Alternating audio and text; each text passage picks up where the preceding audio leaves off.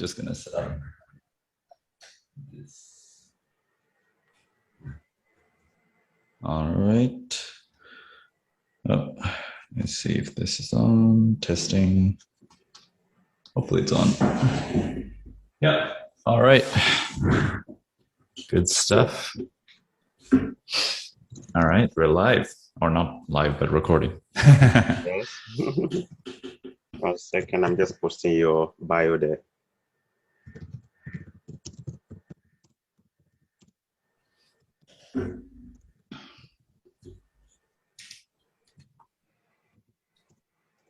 Baby on Friday. What's that? I had a baby on Friday. Yeah, I saw. Congrats. Thank you.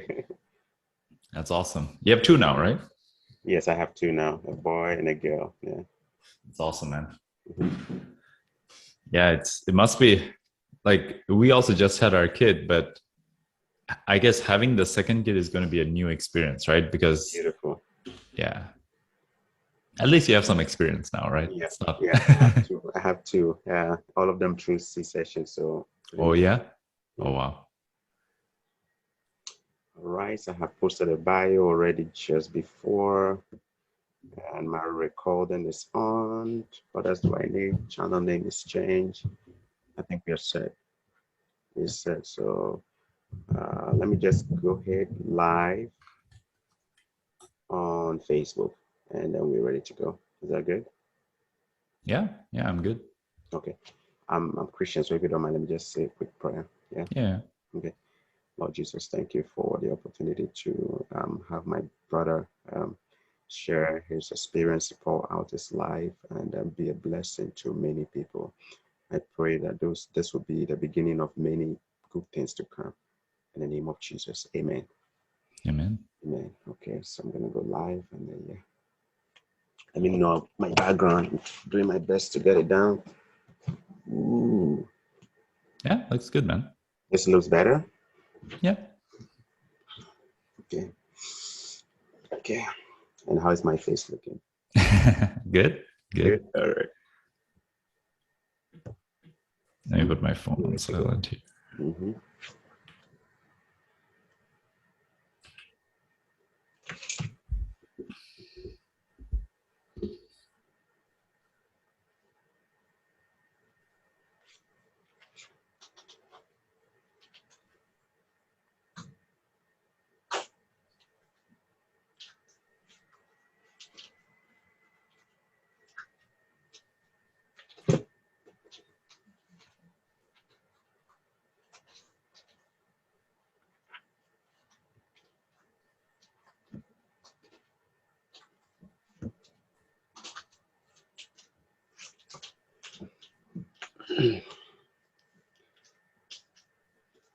Are you waiting for it to load or? Yeah, I'm just waiting to just check to make sure we're online on Facebook as well.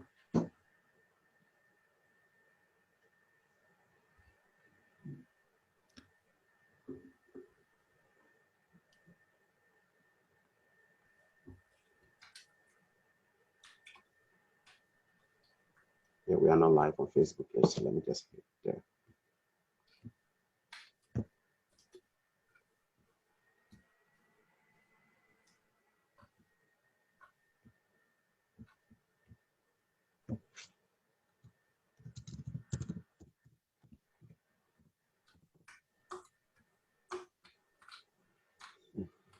I'm logging in now. They asked me to log in again.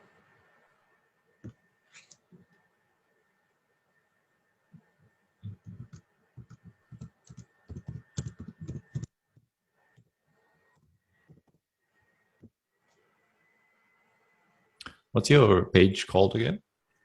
Chokor Millionaire. Choco is spelled CHOR. It should be on my Google name. I don't know if you see there. CHOR. yeah. KO. OR. That's my little town where I grew up, though. So just a little information there. Mm-hmm. Okay, cool. Yeah. Okay, yeah. No, I see it here. Mm-hmm.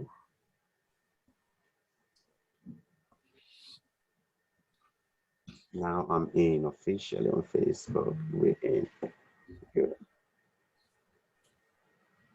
Continue. Yeah.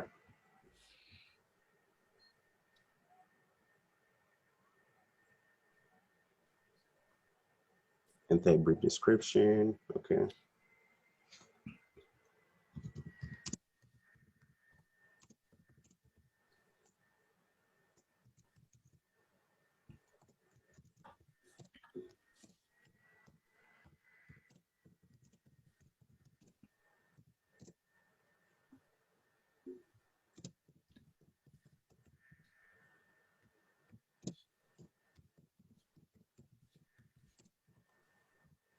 By the way, how long do you want this call to go?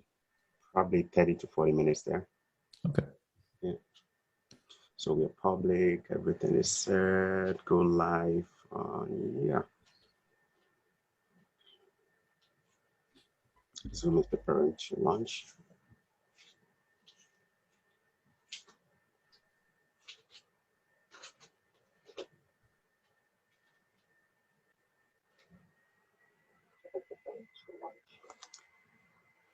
Hello. Good morning, viewers all over the world. This is Choco Millionaire. I had promised I was going to come your way on Monday with an interview, my first of its kind, with a man that I admire so much. I admire so much. So we're going to go straight into discussion. A second. Yeah, because I can hear myself on the computer. I'm not sure if that is how it's supposed to be. Can you confirm? Yeah, I think are you on Facebook as well? You may have to close your Facebook so that or at least mute it so that that audio doesn't come back. Okay, so I'm gonna close the Facebook. Yeah.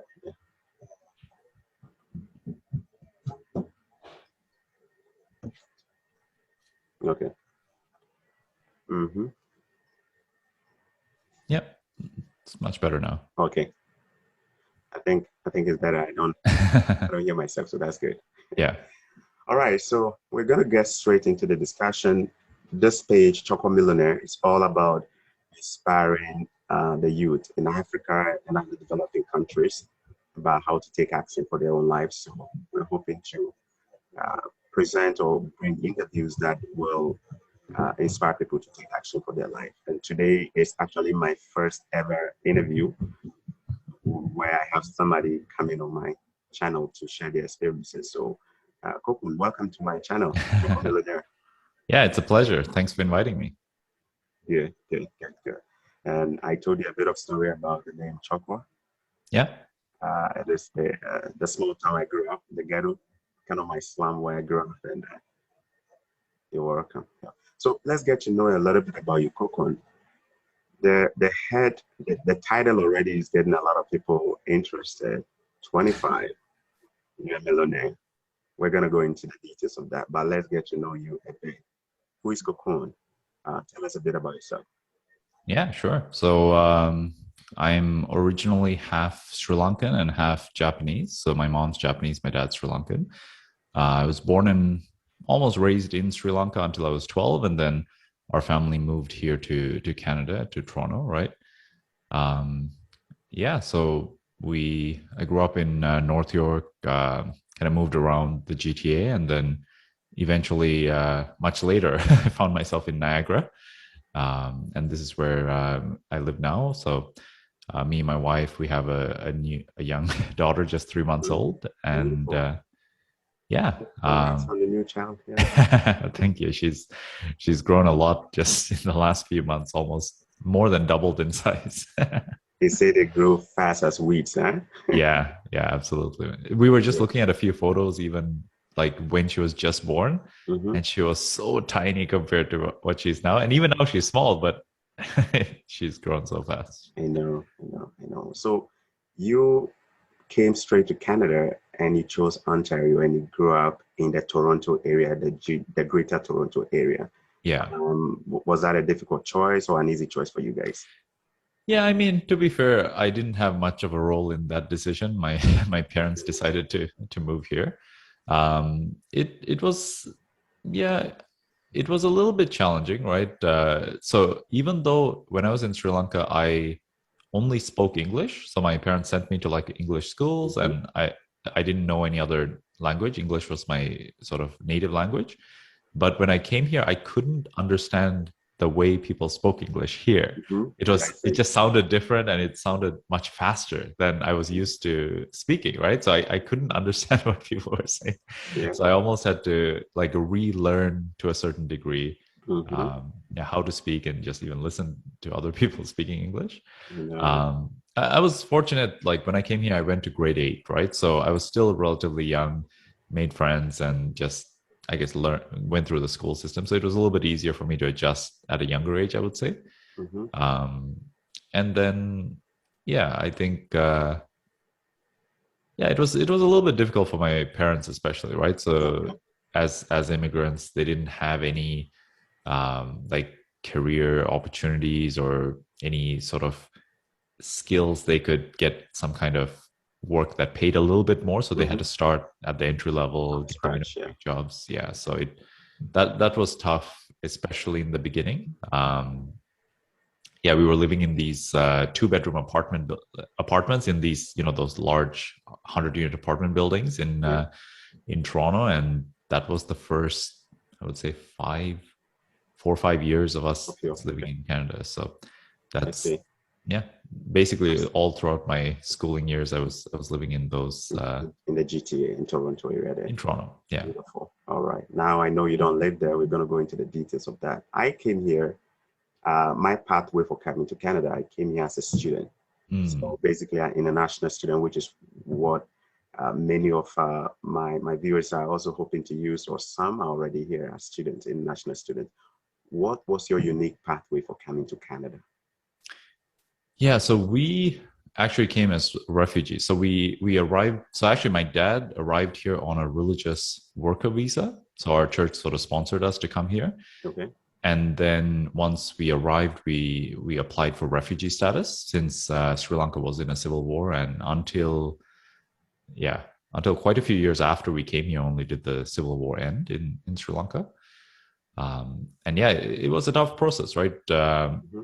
I'm sure every immigration process is tough. Even if it goes smoothly, there's a lot of paperwork to deal with and just so much difficulties. But in our case, the refugee status takes longer than Mm-hmm. most other processes. They want to like really do a thorough background check on you, and the first time we did it, it got refused. So that was even more stressful. We That had must be to, painful. Mm-hmm. yeah. So we had to appeal it, go to this court, and have a judge review our case. And fortunately, the judge sort of saw it as, we were like a valid case, and Mm-hmm. that the previous immigration official kind of used their opinion more than the facts, The right? facts, yeah. They kind of put their own perspective on it versus really looking at it objectively. Um, Thanks to but that yeah, judge. so Yeah. Thanks to yeah, that judge who made that decision. yeah. Even the lawyer we were working with was really good. Actually, I think it got to a point where I believe my dad didn't have any more money to pay her to keep like Mm-hmm. working for us, but she like said she's gonna see it through and just make sure it's done. And I think Yeah. like after the fact, maybe I don't know how long after, I think my dad finally paid her her fees, right? So she really was there to help us as well. She didn't want to like sort of leave us stranded, right? Yeah. So It's good to have such an amazing lawyer behind you right through the process, especially when you're new and mm, you probably came with limited funds too, right? And you're just yeah. starting to, yeah. So, guys, a bit of information about the refugee pathway to coming to Canada. So, basically, if you can demonstrate that you're a refugee in wherever you are in the world, Canada is pretty much one of the countries that is very compassionate about that and has signed on to the United Nations charter for helping refugees. So they get to give you a stay. You basically come in on some kind of permit or document, I mean, the refugee document that allows you to come into the country, and then you plead your case in Canada, right? And when you come in, I think they kind of set you up by providing with some basics, some resources and a work permit to even start working whilst you go Mm, through court and then plead your case. And then if you win, you get to stay. If you don't get win, then obviously you have to be removed from the country, right? But most of them have mm, turned out good. I do know a family from Africa who is actually working on their case right now as refugees as well. So yeah, Mm. that might be something that maybe those who find yourself in a very difficult situation, you may also consider that. But today we are not talking about that part of the immigration alone. Um, Sri Lanka was tough for you guys, so you made a decision. Your parents, you were very young at that stage. You were 12 years old, right? 12, yeah. Yeah. So they made a decision, and then I mean, you were so young, but did you know what was happening at that time when they were parking and saying, "Hey, we're moving to Canada"?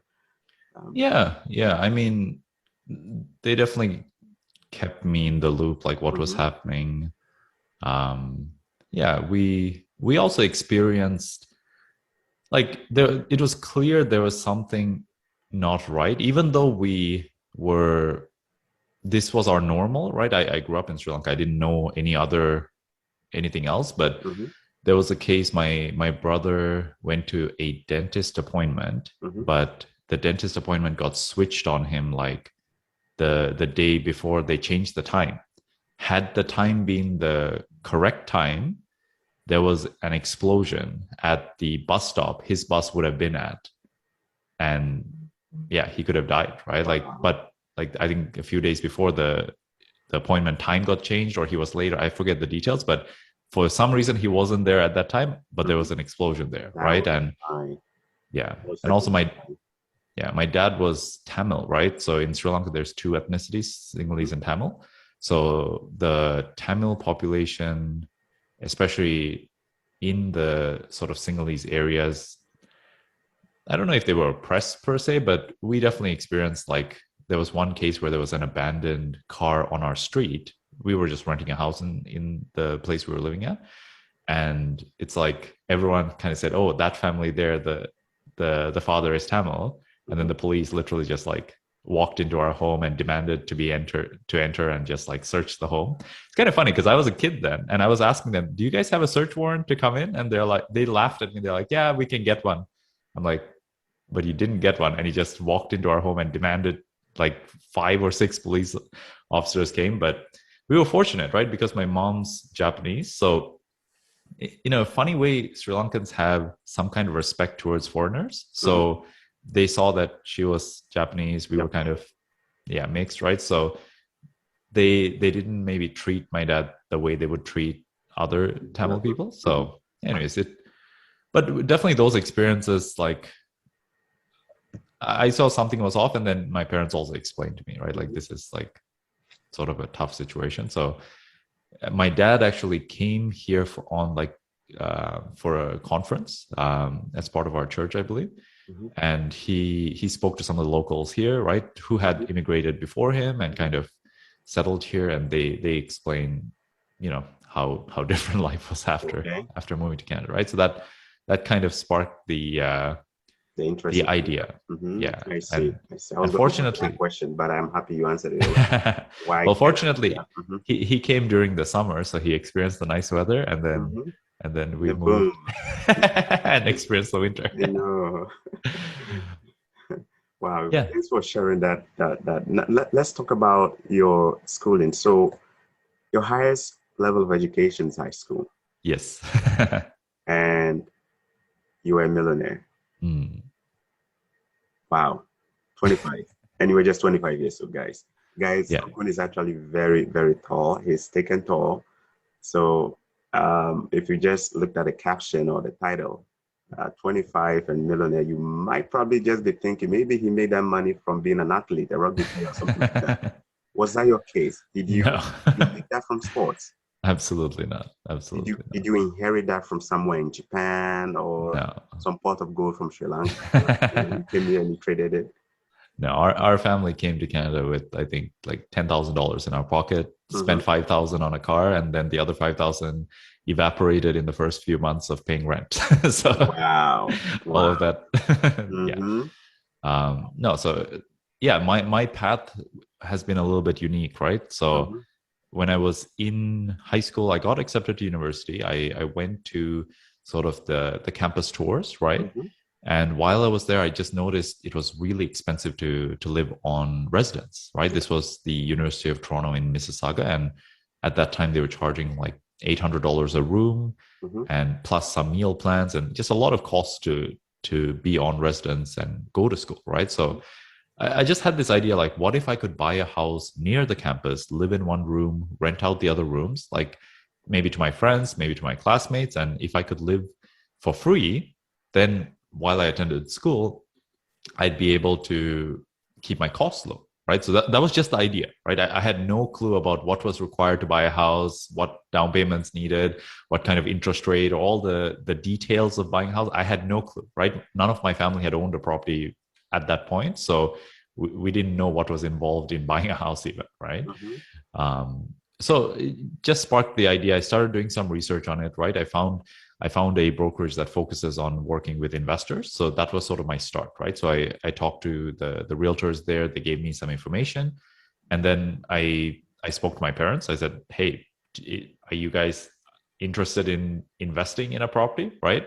And at that point, they didn't own a property, but they were very frugal savers, right? So the first couple of years were tough, right? Their income was just going to pay the expenses.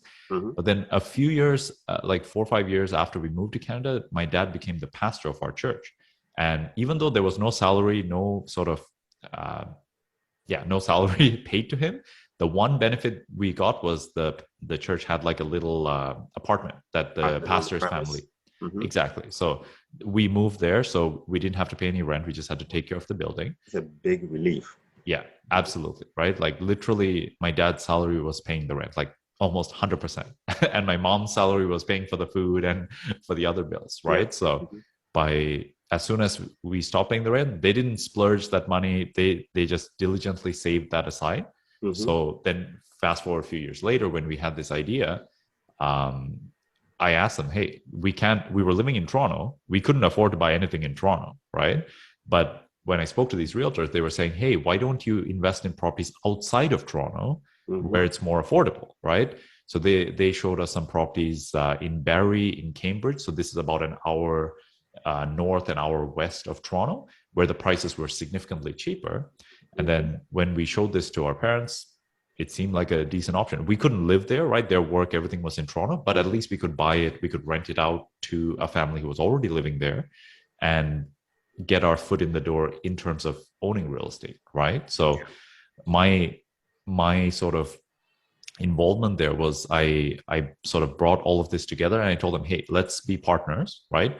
I'll do all the work. I'll go with the realtors. I'll look at the homes. I'll find out all the information. I'll rent out the house, right? I'll take the tenants' calls. You just come up with the credit and the down payment, right? So they've been working for a few years. They had savings, so that was sort of the arrangement. This is what we call a joint venture partnership in real estate. In real estate, right? So so anyways, there's definitely a lot of learning curves. We made a lot of mistakes. It may sound like we know what we were doing, but at that time we knew nothing, right? So when I say we, it was me and my brother who were sort of the working partners, and then my parents and my sister were the investors, right? They put the down payment, they put the credit, right? And so our whole family came together on those first two. Yeah, the first and the second one. So the first and second one, we were able to buy 2 homes that way. Okay. And that got the ball rolling. The snowball started from there, right? Yeah. Yeah. Now, so at the time when you had the admission to go to university, and then just when you were about starting, the idea came in, how about I get a property, live in part of it, rent part of it, and still go to school. And then that turned out to be the idea that started you onto your journey to real estate, right? Yeah. What age were you at this time? I was 17. I was in my last year of high school. And the tour happened sort of in the last year, right? Before even the last year finished. Sort of they invite you on tour. So that was the time. It was around the summer after high school that. So at that point, I decided to take a gap year, right? So take a year off between high school and university, save up some money. So that was the time. And then during that summer, we found out more information. We met those realtors. We learned more about investing. And then the first property we purchased was in November. So and that started the journey. And after that first property, I was working full time at that point, right? And I just decided, you know what? I didn't see a clear path how university was going to help me in my career, Mm-hmm. because I was admitted to like a business administration program, Okay. right? Because already even in high school I had an interest for business. I excelled at sort of the business courses, and it was something that I was curious about. I would research myself, want to learn things, Mm-hmm. right? But then going through this process, speaking to different sort of business owners through our investing journey, right? I Yeah. met the realtor, I met the owner of the brokerage, I met different people along the way, and I just spoke to them, right? Like they were doing well in life, they had good careers, and I just wanted to know, like, what's your path? How do you get ahead? And from everything that I heard, I didn't see how a university degree was going to help me. Now, this could have gone a lot different had I chosen a different career path, Okay. because if I chose a career path where I was, say, in a larger company, a Mm-hmm. university degree would be much more valuable, Mm-hmm. because to get promotions, to move Yeah. ahead, they look at that, right? But because in the industry that I eventually ended up being a Mm-hmm. realtor, Mm-hmm. it's more based on your ability to do good work than Yeah. sort of your credentials, Yeah. right? I Like got you. the because of, yeah, basically any sales role, right? If you go into any sales role, your income and your success is based on how well you can do your job versus maybe the credentials you have. So Yeah. that, yeah, that really worked out in my case, right? So There's a lot I'm learning from this piece of the conversation we're having. You just didn't make the decision that you were not going to go to university. The it idea was came in tough. your mind. You actually went around and you consulted with a lot of people just to find out Mm, whether your choice was going to be the best choice. And obviously, from the kind of advice you got from experts and all of that, you were like, you know what, you might as well just stick in this area of real estate if that mm, is what your passion was, right? So you just didn't just come out of the blue and say, you know what, no more high university. You did all mm. your research, you asked all the questions, even at the age of 17, before deciding that you wanted to pursue real estate full time. Yeah. Right. Good.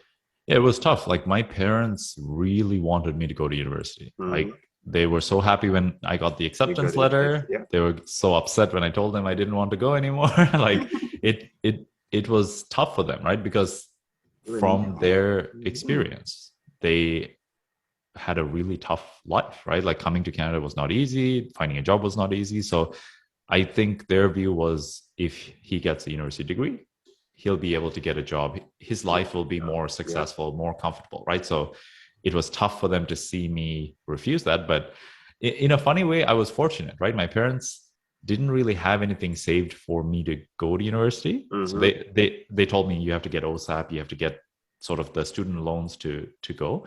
And we're fortunate in Ontario, they're very generous to provide that That's true.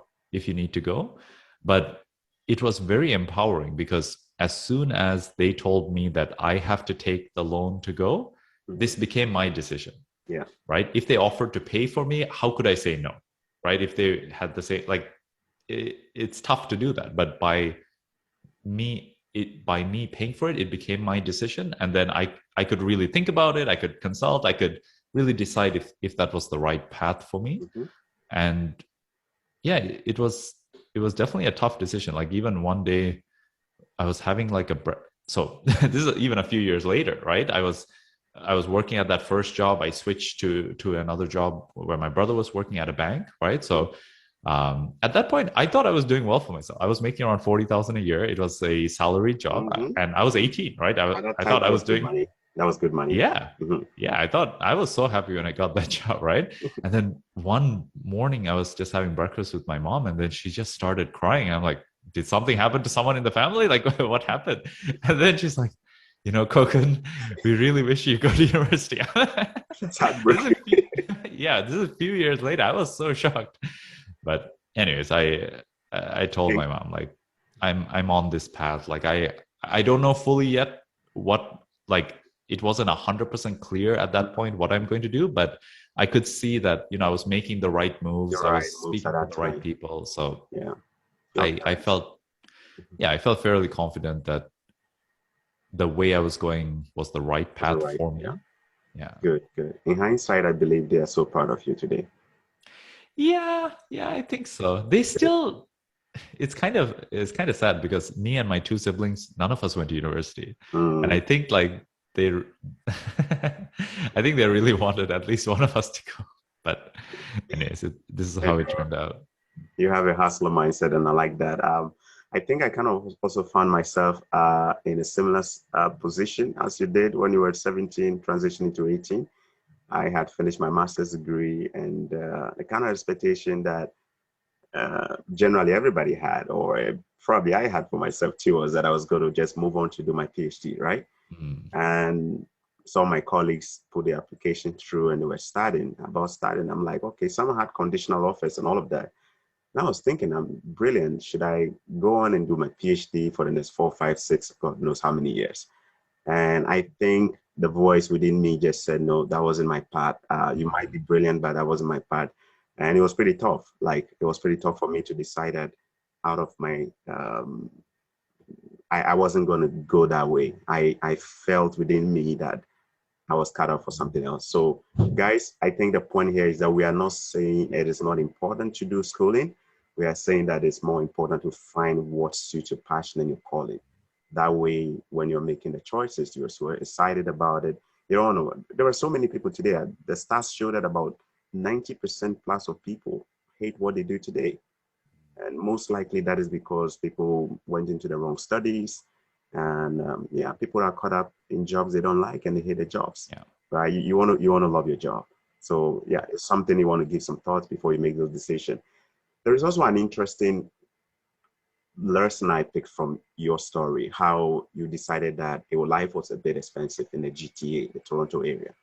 So you guys decided you were going to look outside of that area by going an hour or a little over an hour just to be able to make choices about where to buy and where to live. I Mm, think that ties into something I shared on my page some weeks back. That life can be really expensive if you are an immigrant and you find yourself mm, living in the melting point or the big cities where life happens. Those places are generally more expensive. So my kind of advice is that if you don't have a job in that area, which is so important to you and so high paying, you want to move to a suburb, like, closer by, maybe an hour or two, and you can still have everything happen to you, right? So thanks for sharing yeah. that bit of your story with us. Okay. So your family got on board as partners for your first deal. Your brother was a working partner, and your parents kind of just brought in the money as well. Now, from there, you didn't stop. Mm, Obviously, you snowballed and you started just doing more and more. Now, how was it like for you when you transitioned from joint venturing with your family to now going? Now, guys, let me tell you a bit about Kokun. Kokun he's a realtor. And a realtor here simply means a licensed real estate agent who helps people to find properties to buy. You just actually helped me find my property. So I just bought a property through him as well. He's an amazing guy. And you have a team of realtors actually on you have a team already that you work with, and you are the leader of this team, and your vision is pretty solid and sharp. And you're doing this professionally as a realtor, and you are also investing, mm. buying properties. Walk us a bit into your journey. What was the one moment that started beyond your working partner relationship and then your other property? At what point did you start really experiencing growth? Give me 1 second. I'm just going to turn this camera on. Okay. Sorry, every 30 minutes it shuts off. Mm-hmm. All right. So what took me beyond being a working partner and get into this industry almost fully, right? So yeah, just to go back to my story. So I got a full-time job right out of high school. I was making minimum wage, and then a little bit more within a couple of months. Yeah. And I then got my next job within a year Mm-hmm. at a bank. My brother was working there. He put in a good word for me. I had to apply 4 times. I got Yeah. rejected 3 times, and Oh, on the fourth that's time, mm-hmm. they accepted me. And then, yeah, once I got the job, I worked hard. I was doing well there, Mm-hmm. but that was sort of the starting point where my income went up. Right, it Yeah. was a good income, but still not enough to buy a house. Right, the income 40,000. Even at that time, you couldn't really qualify for a home. Right, Mm-hmm. so me and my brother, after buying those first two homes with our family, I had been saving close to 70-75% of my income up to that point, living at home with my parents, spending nothing on anything and just saving my income. We then, me and my brother, partnered to buy a property. This was our third property, right? So Okay. we so kept the investments going. This time we're putting our own money and our own credit, right, to qualify. But it was around this time when I was really thinking about what career path can I have, right? So when I was at the bank, they have like this internal job postings. Anything that I was interested in needed a bachelor's degree, a master's degree, 5 years of work experience in some other area before you can go to that Mm-hmm. job that felt more interesting to me. So I didn't see, a path that I was excited to follow, right? It seemed very long, and I'd have to do all these things. Like even in the role I was doing, I was probably selling 2 to 3 times the amount of travel insurance as the average person on my team, right? Mm-hmm. But we were getting paid the same. So our abilities, our like work ethic weren't necessarily being compensated, Mm-hmm. right? Because they're making the same as me. Everyone's making the same. Yeah. You get a tiny bonus at the end of the year if you did well, Mm-hmm. and that was it in terms of compensation, right? So I knew if I wanted to be successful, I don't have a degree, Mm-hmm. so I couldn't convince someone to give me a high salary. Yeah. But if I go into something where I'm getting compensated based on the work I do, Mm-hmm. I'm going to have far more success, because then I can just work hard. I can just learn more and become better at what I do. And around the same time, I was also thinking, like, what jobs would I like to do? I was in I was really interested in real estate investing, right? Literally almost, I think my friends got tired of me talking about real estate, because every every conversation I was bringing it up, and not all of them were interested in this, right? Mm-hmm. So but I knew, okay, this is something that I'm interested in. I have some experience. So even if I become a realtor, when you start anything, you have no experience. Yeah. But when I start being a realtor, I have at that point 3 or 4 years of experience as an investor. Yeah. So that's something that I bring to the table when I have a Compensated for that. conversation. Mm-hmm. Yeah. So that was what started that that journey. So Journey. Yeah. while I was at the last job, I worked on getting my license. All my vacations at that job, I was spending studying to pass the courses, right? To get Becoming to a the next. realtor. Yeah. Yeah. And then even before I quit that job, I was working as a realtor part-time. Mm-hmm. At that time, I didn't have any clients, right? So all I did, I found this other team that was sort of doing the same thing, Mm-hmm. and I just told them, I'll work for you. Just pay me like a very little amount to cover my gas and just Mm-hmm. a little bit for my time. But basically, I was learning, right? So I would go with their clients for their inspection or at a showing, right? So I would do any work that they wanted to pass on to me, and that allowed me to To learn. learn. Yeah, to Yeah. learn, just become Wow. comfortable with it, right? And eventually it got to the point where I decided to take the leap of faith and sort of go into this full time before I even had one client. I didn't have one client as a realtor before I quit my other job and did this full time. I don't know if I recommend that to others, but this is how it worked. I was getting a significant amount of requests from that team and even this other agent I was working Mm-hmm. with. So I knew that at least I can make some income just by helping them. Mm-hmm. But I didn't have any of my own clients at that point, right? So it was funny because me and my wife at that time we were dating, and I asked her, like, do you think I should do this? And at that, so she's Japanese. So when before we were married, she was actually living in Japan and she was going to move here, right?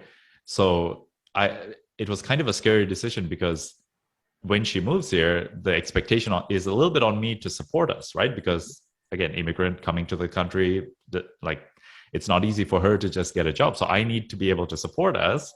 And at the same time, I was asking her, hey, can I quit my stable job at the bank that's making a decent salary and pursue this idea full time? And she just told me, yeah, if I feel it's the right decision, go for it, right? And that was enough for me. So I took the leap of faith, and then yeah, it worked out. There were definitely some sort of struggles. Bumps here and there. Mm-hmm. Yeah, the work of a realtor is sometimes glamorized a lot, right? You can make a lot of money on one transaction. What they don't see is sometimes there's like many months where you don't get paid Hmm. before you get paid Yeah, for one transaction, right? yeah, that's Or you true. do all this work and you've done a deal, but you still don't get paid until 3 months, six Until months 3 months, later. 6 months Right. later. Yeah, So yeah, it's a good profession after you build up some experience, you build up a client base, right? Things are consistently moving, then it works out well. But in the beginning, it's definitely it definitely wasn't easy. yeah. Um, but yeah, so that was sort of the switch into being a realtor as a career. Hmm. But actually, if you when I look back, becoming a millionaire, nothing much was contributed from my work as a realtor other than the experience. Like the As an money I investor. yeah. So working with investors taught me about different areas, different types of properties. I could see my clients succeeding with some strategies, and I knew, okay, that's a good strategy even for me once I have the money to invest, right? Yeah. So in the beginning, like the money I made, I couldn't really save much of it, which is funny because I was saving a lot when I was working on a salary. But when I switched to this, there's a lot more expenses that come when you run your own business, right? Hmm. There's different fees you need to pay. I think it's also easier to not watch your expenses when you run a business just because there's so many things happening.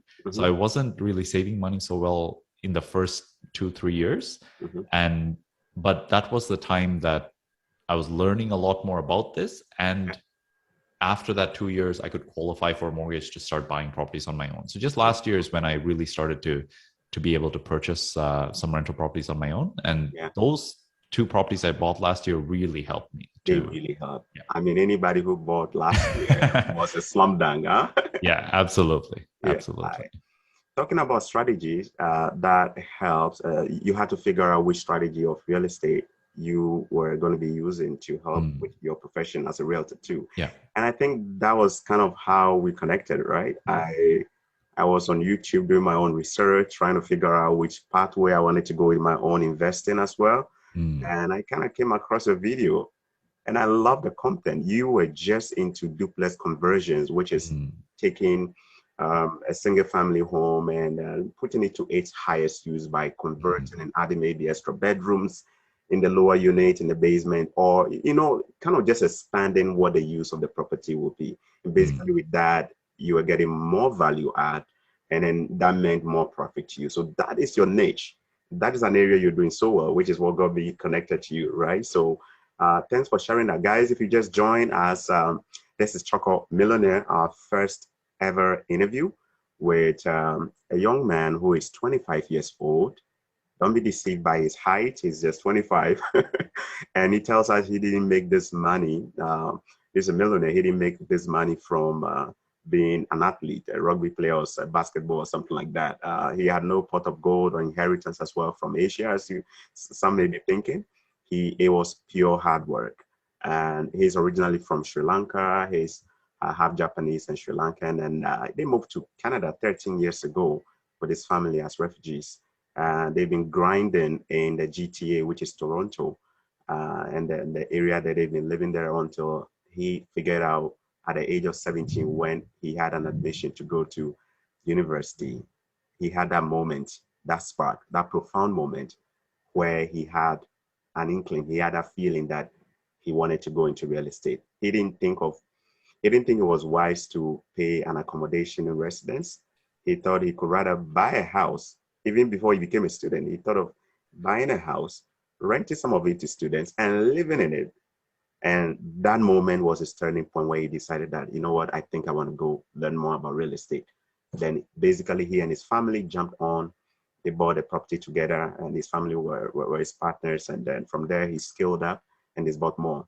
He also tells us that at some point he decided to add a bit of professionalism to his passion by picking up a license to become a realtor.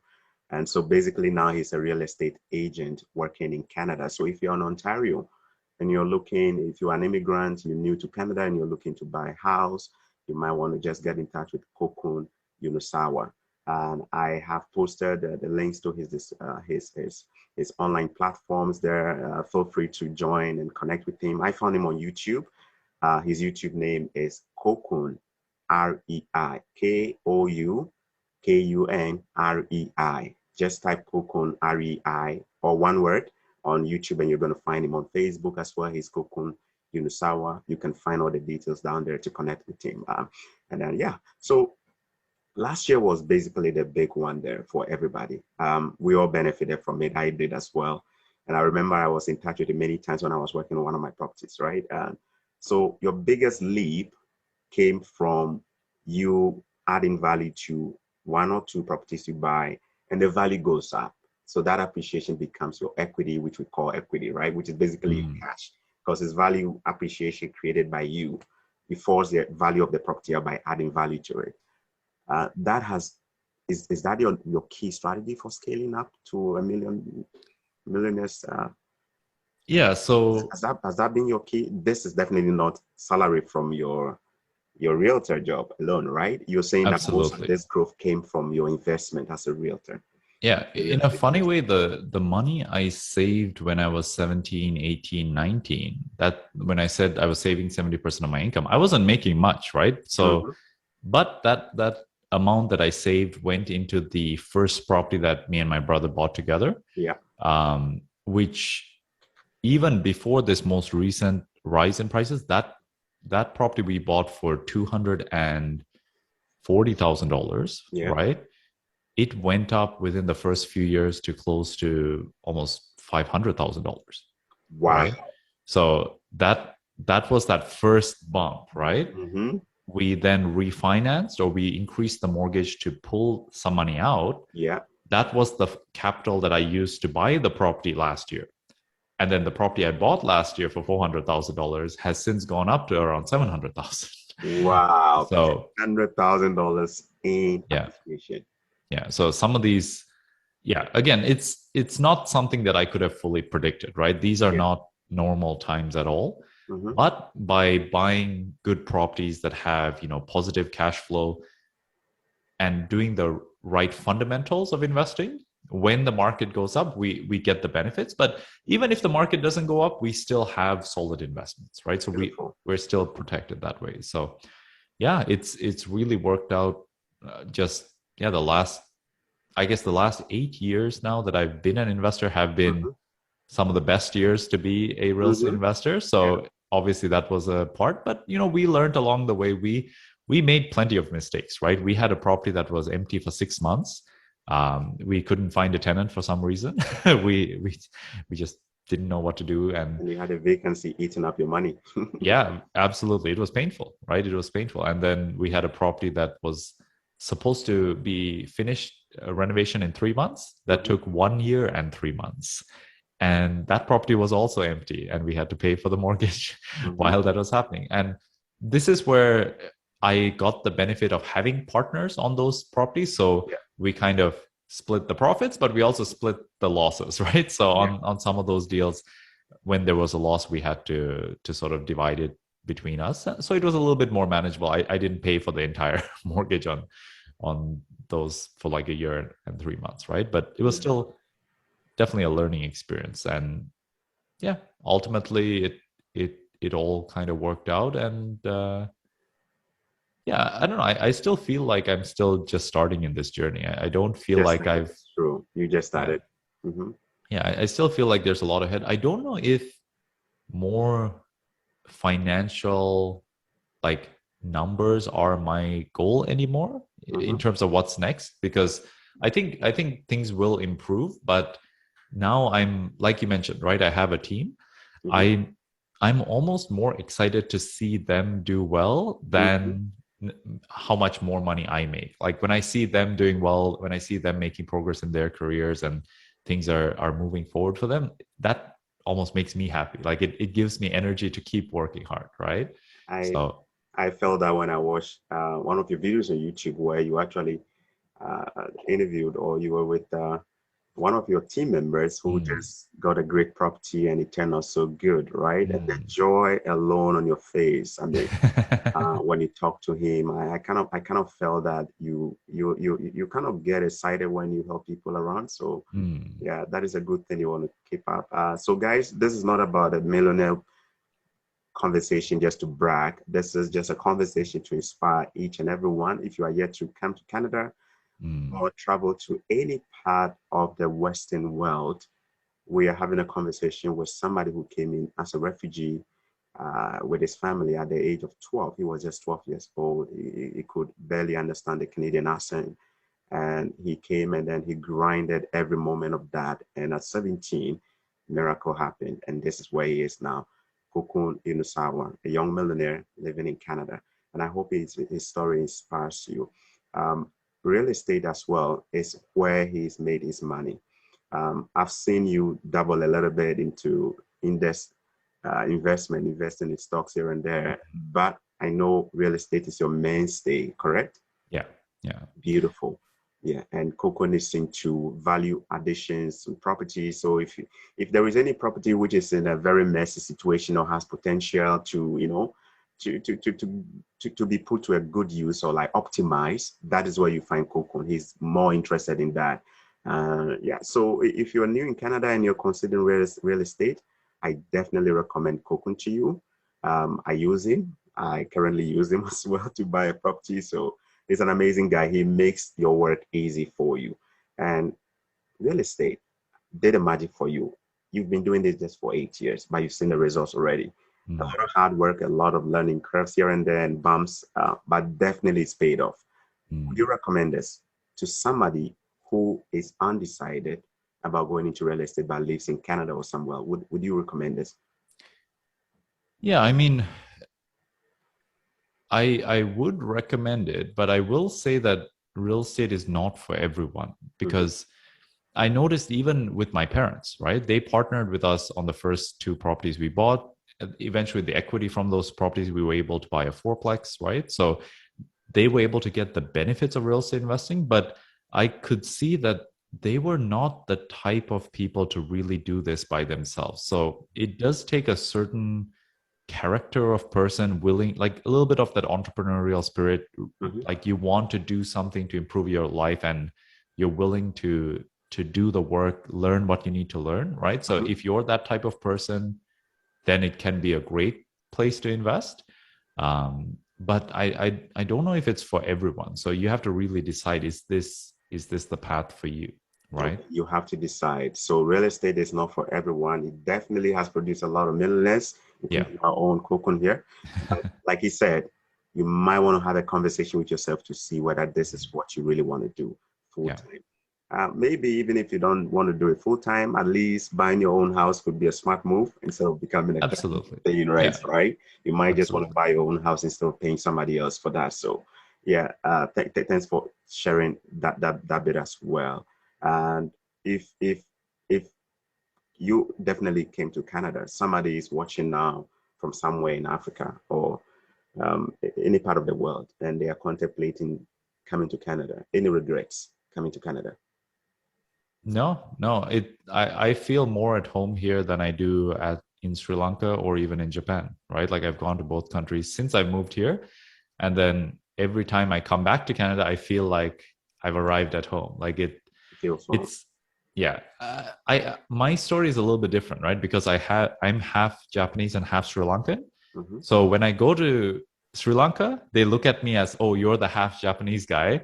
When I go to Japan, they look at me as, oh, you're the half Sri Lankan guy. So I never fit in, right? Yeah, But in Canada, no one cares because everyone is from every country. So that's when they see you, true. You're you're from the same as somewhere. everyone else, right? Mm-hmm. So it's a much more welcoming feeling, and I really love it here. I think it's the best place to be. Nice, nice. For somebody who is watching this and say, you know what, I already live in Canada and maybe I want to take a leap of faith and go into real estate as well. How expensive is it for the person? Maybe somebody's thinking maybe you need to have 100% financing in place to buy the house with all of your money.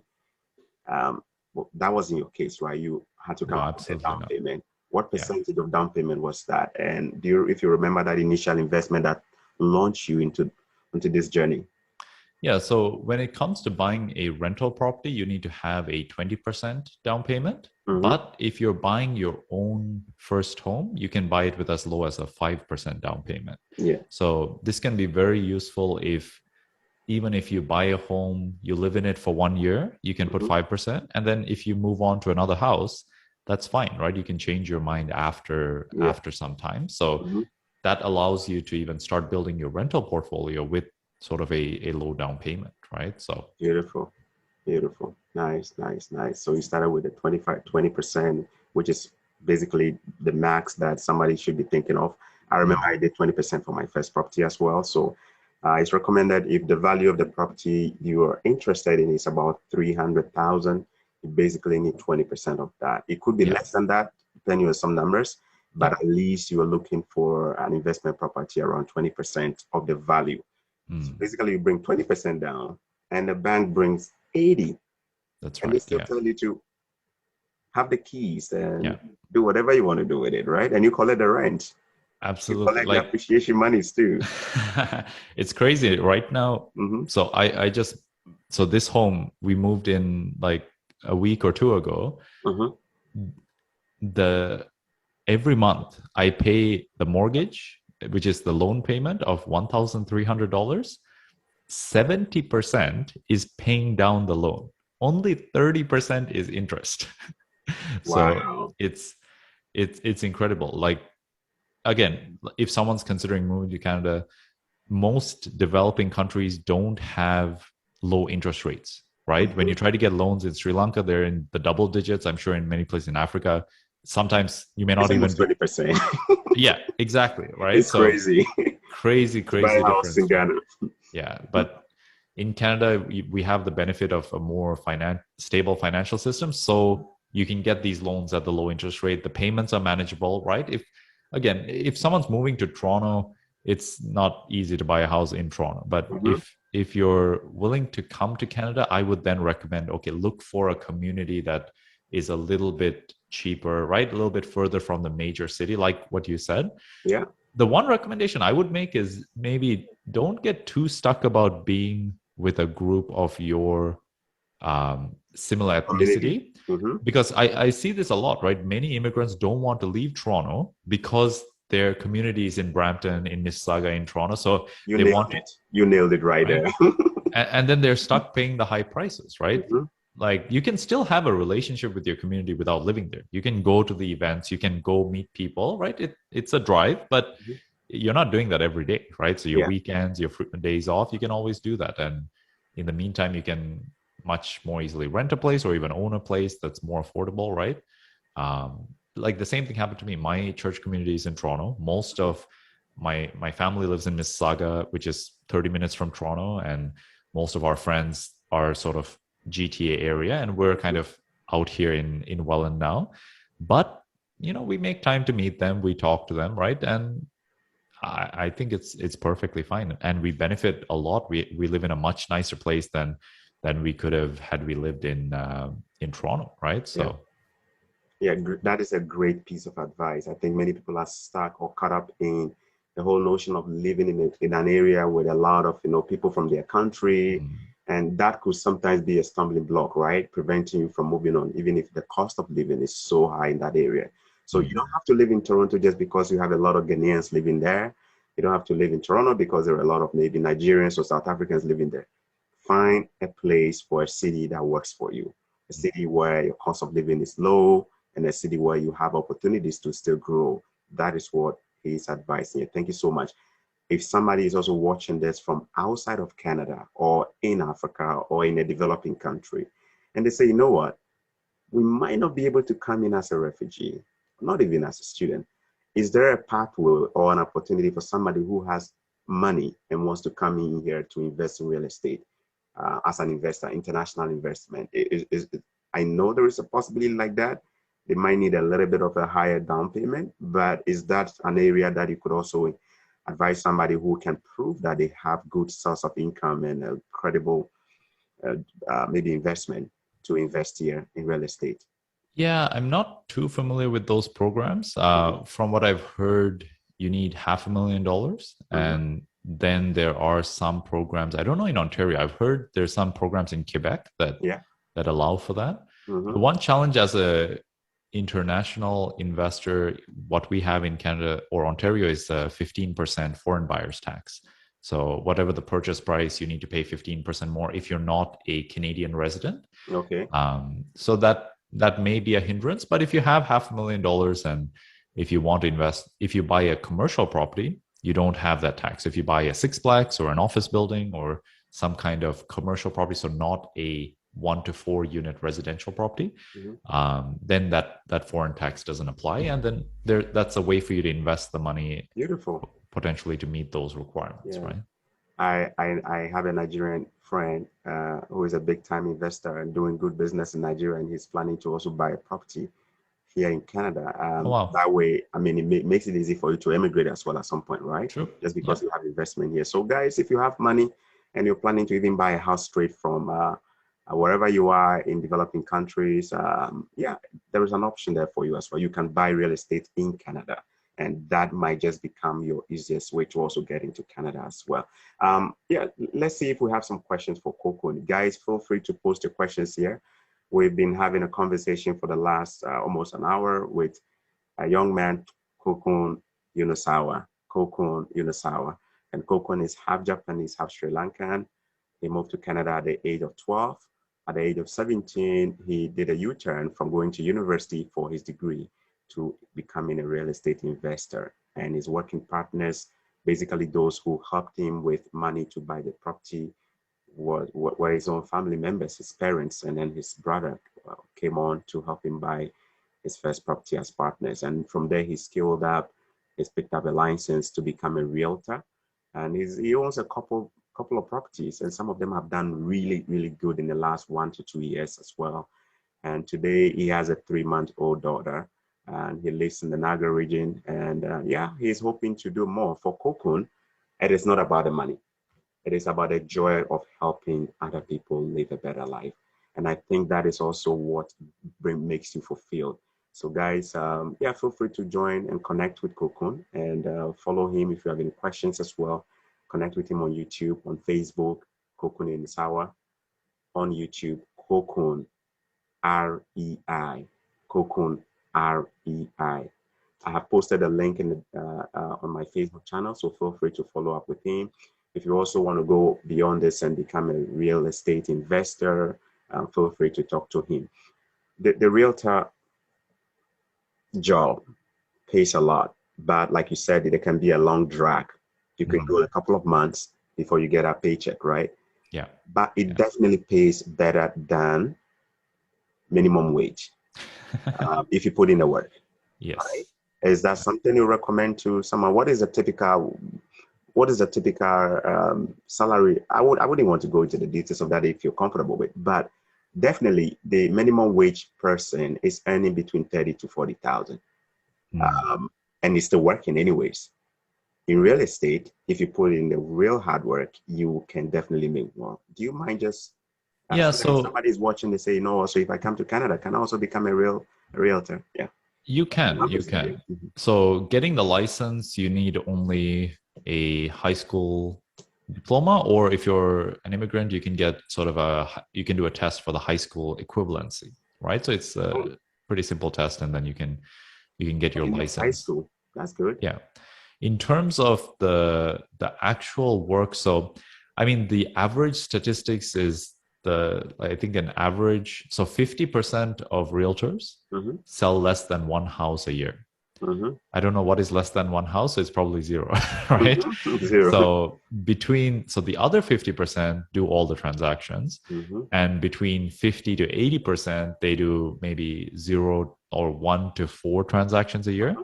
So if the average commission is around $10,000, that's around 40,000. Mm-hmm. So they're making a living, but as a realtor, you have to understand that you give a portion of each paycheck to your brokerage. Yeah. You have to pay for the licensing, the MLS, the board fees. So there's many expenses that go probably around 5,000 plus a year that you're spending just in the fees. Mm-hmm. Plus, some brokerages will charge anywhere from like 10 to as high as 50% of Yeah. your commission, right? Just to be a part of that brokerage. Mm-hmm. So I would say for 80% of people who have the license, they're Yeah. not even making a normal living for themselves. Mm-hmm. And then the other 20% are doing really well, right? Because this is an industry where if you figure it out, if you bring something of value that's unique, and like for example, right, what we've specialized in is working with investors, working with people looking to purchase a rental property. So Mm-hmm. we understand what's required to help someone to do that. Yeah. And because of that, there's a reason for someone to come to us, right? Mm-hmm. There's a reason for them to say, I want to work with Kokun instead of the Maybe other. another realtor. Yeah. Well, there's 50,000 licensed realtors, I think, in Ontario, right? So there's a lot of people who have the license. Most of them don't do any transactions, Yeah. right? So if you're the type of person who's willing to put in the hard work and also to work smart, right? To learn from others who are doing well, pay for coaching, pay for people who's further ahead that can teach you the next steps and what you should be focusing on, then you have a much higher chance of succeeding, right? So it's even though it's easy to get started, it's not easy to do it well. So I Mm-hmm. would look at it the same as any other business, right? Mm. If you're starting a restaurant, there's so many pieces that go into it. You need to Into put it, a yeah. lot of money up front to get started. Being a realtor, you don't need to put as much money as starting a restaurant, but I would have the same mentality. Like Mm-hmm. when you get started, how do you get that first client? How do you get more clients? How do you get people to help you to do some of the paperwork for you, do some of the other pieces, right? Yeah. When you start a restaurant, the owner doesn't do the dishes. He Mm-hmm. hires a dishwasher, he hires servers, he hires a cook, right? So many realtors get stuck in the mindset they want to do everything themselves, Yeah. right? So in our team, we have a full like a admin support to take care of all the paperwork, all of the back end, right? Yeah. We have like a video guy to help us film videos and make Mm-hmm. make the content. So all of these things cost money, but in the long run, it's better to try to do more work, help more clients, and then take some of that and pay the people who can help us along the way, right? Nice, nice. So find a niche and make sure that you're coming to the table of being a realtor with something so that people can Yeah, come to you. yeah, You don't want to just get a realtor license and just want to collect commission. People are looking for more than that, which is yeah. what you've been able to figure out, and it's helping you. You are adding real value to investors, so people have a reason to Mm, work with you.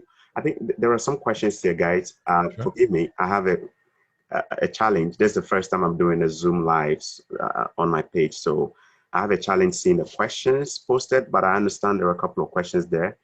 Jones Jr. from Ghana says that he can't wait to be in Canada to start. He can't wait to be in Canada. So yes, sir, we pray for you that everything will happen for you as well, so you can come to Canada and also be able to pursue your dreams there.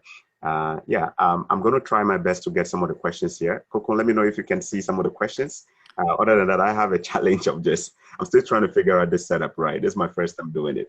All right. So Yusrev on Facebook has a question. He said, uh, do you think the housing prices will go down soon? Because it's been rising since COVID hit.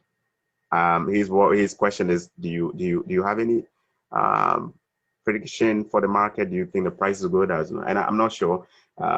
Would you also advise a home buyer to buy at this time, a first time home buyer?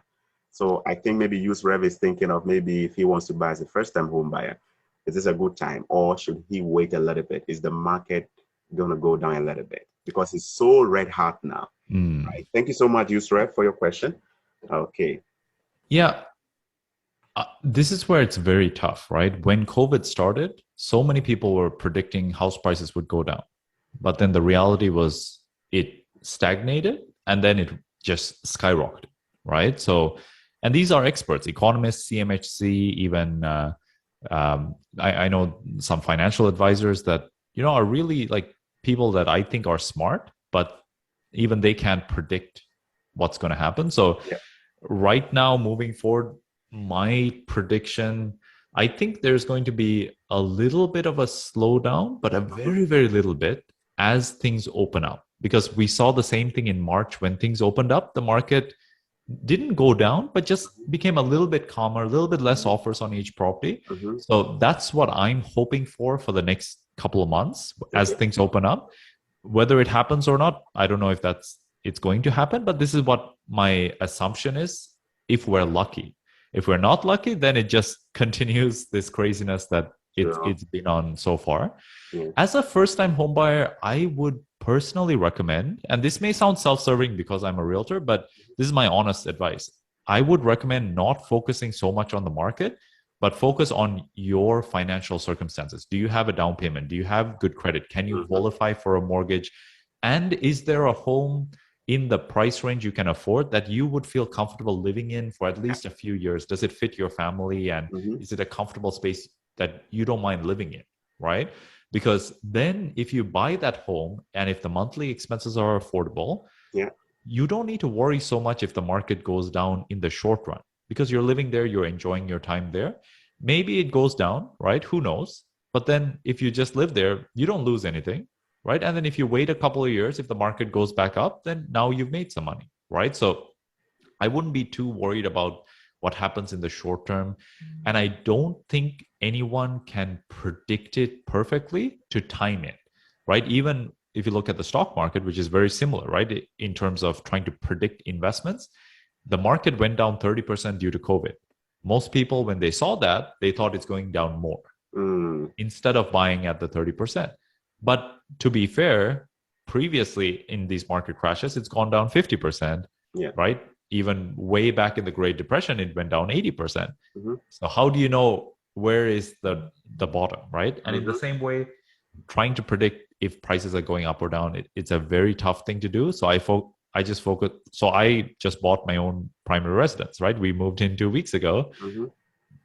That maybe goes to show you, like, I'm willing to buy in this red hot market, but I looked at it from a very practical point of view. It's a home I'm going to enjoy. The monthly expenses are affordable, right? Every month I pay the mortgage, it's paying down the loan. So you know what? If the price goes down, it goes down. That's fine, right? Like Good. I'll just wait here. I'm not going to sell the house at the lower price. I'm going to Yeah. wait. Yeah. So I hope this answers your question, Yusuf. So basically, is this the right time to buy? Is the market going to go down or tank a bit so I can buy? Is it going to get cheaper? Yes, the best of time can be any time, so long as you can check the box of questions. One, do you have the down payment? Can you afford it now? If yes, probably this will be the good time to buy. Number two, know the numbers, understand the numbers, the financials of real estate. For example, what are the expenses you're going to be carrying on monthly basis when you buy it? Can you afford those expenses? If the answer is yes, then maybe that might be a good time to buy, right? And yeah, I think another thing we could also share is that the market is also very important, which area you buy. So Hmm. you might want to just focus on areas where the appreciation is still great and it's probably not super expensive, right? Yeah. Definitely, if you want to buy in an A city like Toronto, you can't afford that if you are a first-time home buyer, except Yeah. you have a pot of like no gold or some really big stash of money, right? So choose the market very well. I had to make that decision when I wanted to buy my house. The city where I was living in, prices were generally about 60, 70,000 more for the same property. And they were not even in a great condition too, right? Hmm. So what I did was that I moved to a nearby city about 15, 20 minutes and I bought my first one there. So I will encourage you to do a bit of the research, and then if you can just check the box of answers questions there, you should be good to still buy, right? Yeah, Yeah. you never know. Even when the market goes down, there's a chance the rich people are going to buy all of them, right? So Yeah, my perspective is a little bit different in mhm, terms of the market going down, just because my goal is I want to try to buy one property a year. And mhm, because I have a few rentals, there's some equity in the properties building up. So every year I want to refinance and buy one more. So you know mhm. what? If I'm buying at the high price, that's fine. If the price goes down, I hope I can keep buying. And then at the end of the day, in 10, 20 years, I'm sure it will all work out, right? Yeah, So that's that's my plan. yeah. The market will always appreciate, guys. Real estate has shown over time that the prices do go up over time. Mm. So yeah, the best time could be now. Just do your research well. Thank you so much, Coco. Let me just conclude by just asking you, everybody has a driving philosophy. I've kind of gotten snippets of your own philosophy through the conversation. For instance, you believe in volunteering hours to learn. So you go and work for people for free or for minimum, just minimum gas money, Yeah, just so you can do the learning part of it. yeah, And your expectation is that that is going to pay off in the future. and help you level up. What are your driving philosophies that keep you going? What are the philosophies that keep you going? Yeah, I mean, until now, in terms of becoming successful as an investor or even a realtor, what's really helped me is to have a longer term philosophy, or looking at things over the long term, looking at, like, even with our clients, our focus is we want to build relationships that are more than just the transaction, right? Mm-hmm. Many people get so short-sighted, or even they just get busy and then they have one client to work with, and then they need to focus their attention on some other client. We've really tried to put the attention on how do we keep that relationship for the next 10, 20 years, Mm-hmm. right? And then even that idea of working for free or working for very minimal money, it wasn't about the money for that effort. The long term is, I want to do this as my career, I need to Mm-hmm. learn how to do it. This is a way for me to learn it, right? Mm-hmm. Recently, my philosophy around life is changing a little bit, where I'm starting to put more attention on a little bit focusing the shift from how to be more successful to how to be more happier, right? So even in my work, trying to look at, okay, what are the things that I need to do and I like, and what are the things I don't need to do, right? Maybe someone else can help me with that. Mm-hmm.